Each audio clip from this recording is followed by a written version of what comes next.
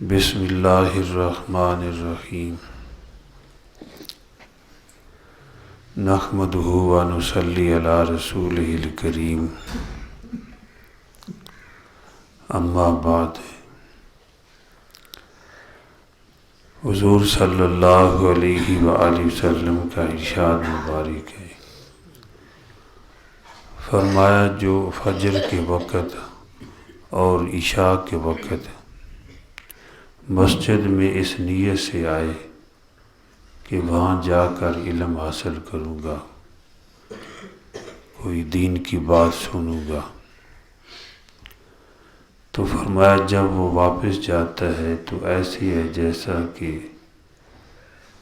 اللہ کے راستے میں نکلا اور کافروں کے مقابلے میں جیت گیا، اس کو فتح حاصل ہوئی، مال غنیمت کے ساتھ واپس اپنے گھر جا رہا ہے، کامیابی اور کامرانی کے ساتھ۔ تو یہ موقع بہت ہی زیادہ خوشی کا ہوتا ہے کہ مال غنیمت کے ساتھ جب ایک مجاہد فی سبیل اللہ اپنے گھر لوٹتا ہے تو اتنی بڑی یہ دولت ہے۔ باقی یہ بھی پتہ چلا کہ یہ دو جو وقت ہیں یہ مسجد میں آ کر علم حاصل کرنے کے بھی بہترین وقت ہیں۔ آپ نے فضیلت بیان فرمائی جو فجر کے وقت اس نیت سے آئے اور عشاء کے وقت اس نیت سے آئے کہ وہاں جا کر کوئی دین کی بات سیکھوں گا، سنوں گا، تو اس کو یہ فضیلت حاصل ہے،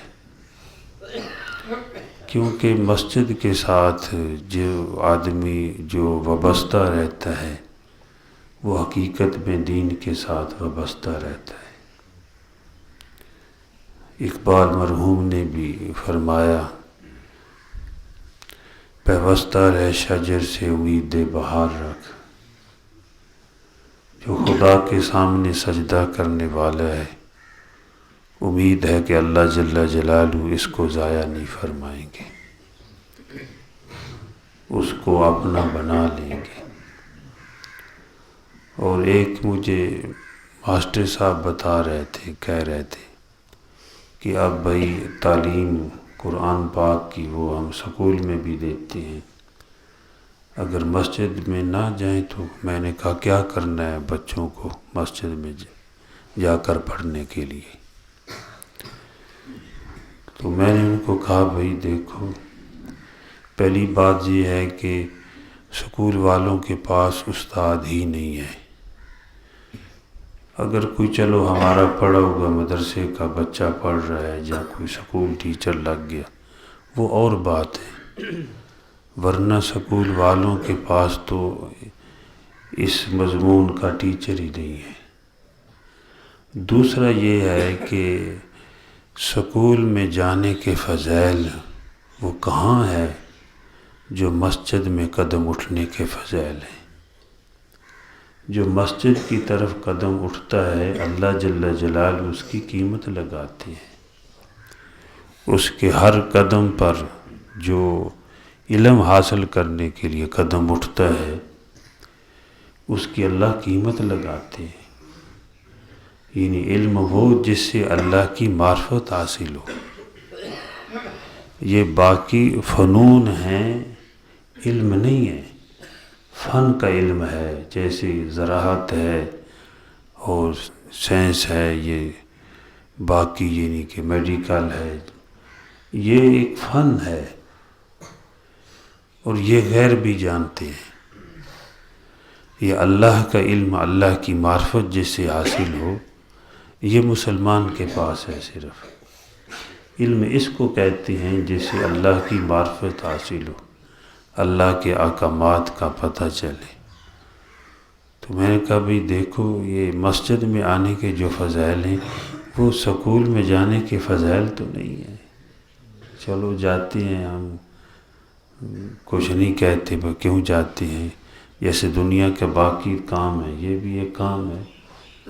باقی مسجد میں آنے کے جو فضائل ہیں وہ تو بہت زیادہ ہیں کہ جب ہمارے مسلمانوں میں یہ رواج چلا آ رہا ہے کہ مسجد میں یا مدرسہ میں صبح بچے پڑھتے ہیں تو وہ آتے رہیں گے تو مسجد کے ساتھ ان کا تعلق رہے گا، اور دینی طبقہ کے ساتھ، استادوں کے ساتھ ان کا تعلق رہے گا۔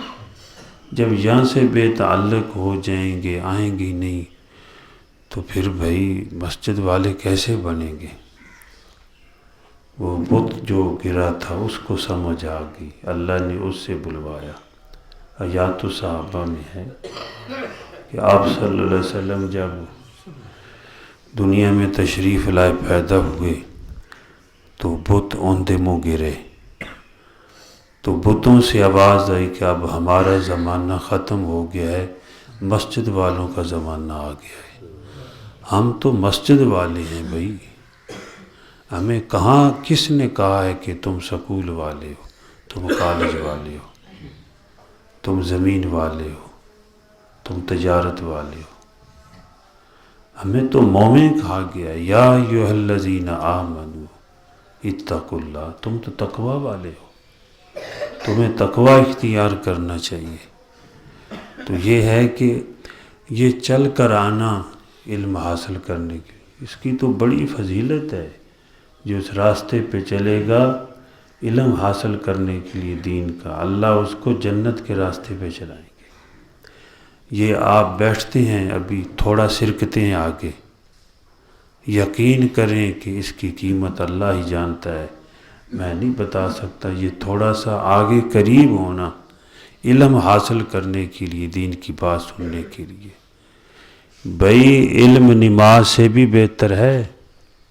نماز کتنی شان والی ہے کہ جیسے انسان کے بدن میں سر ہے، سر نہ ہو تو کچھ بھی نہیں ہے، تو نماز اس طرح دین میں ہے۔ لیکن آپ صلی اللہ علیہ وسلم نے کیا ارشاد فرمایا؟ جو ایک آیت صرف قرآن پاک کی سیکھ لے، 100 رکعت سے افضل ہے، 100 رکعت سے افضل ہے نماز ہے۔ جو ایک باب یعنی کہ دین کا وضو کے کوئی بارے میں سیکھ لے، تو فرمایا یہ 1000 رکعت سے افضل ہے۔ اب خود آگے آپ اس کے بارے میں سوچیں کہ اتنی رکعت، یعنی تھوڑا سا علم حاصل کرنے پر اتنا کچھ مل رہا ہے، تو یقین کر علم کے لیے یہ طلب میں آ کر حرکت کرنا، اللہ جل جلالہ اس پر بھی بہت زیادہ نوازتے ہیں۔ تو یہ 2 وقت ایسے ہیں علم حاصل کرنے کے کہ اس میں آسانی کے ساتھ آدمی کچھ حاصل کر سکتا ہے۔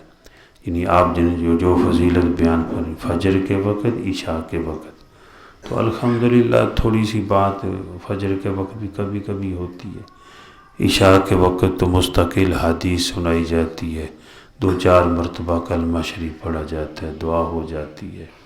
آپ صلی اللہ علیہ وسلم عشاء کے وقت ابو بکر و عمر رضی اللہ تعالی عنہما سے لمبا مشورہ کرتے تھے امت کے لیے۔ تو کچھ آدمی تھوڑا سا بیٹھ کے سوچ بھی سکتا ہے۔ اللہ پاک مجھے بھی اور آپ کو، بلکہ پوری دنیا کے مسلمانوں کو عمل کی توفیق عطا فرمائے۔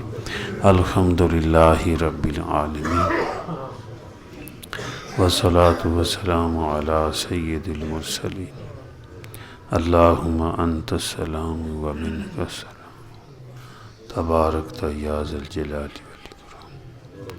ربنا اتمم لنا نورنا واغفر لنا انک علی کل شیء قدیر۔ ربنا هب لنا من ازواجنا وذریاتنا قرۃ اعین واجعلنا للمتقین اماما۔ رب ارحمہما کما ربیانی صغیرا۔ رب اغفر وارحم وانت خیر الراحمین۔ ربنا تقبل منا انک انت السمیع العلیم۔ صلی اللہ تعالی علی خیر خلقہ محمد وعلی آلہ واصحابہ وآل بیتہ اجمعین برحمتک یا ارحم الراحمین، آمین۔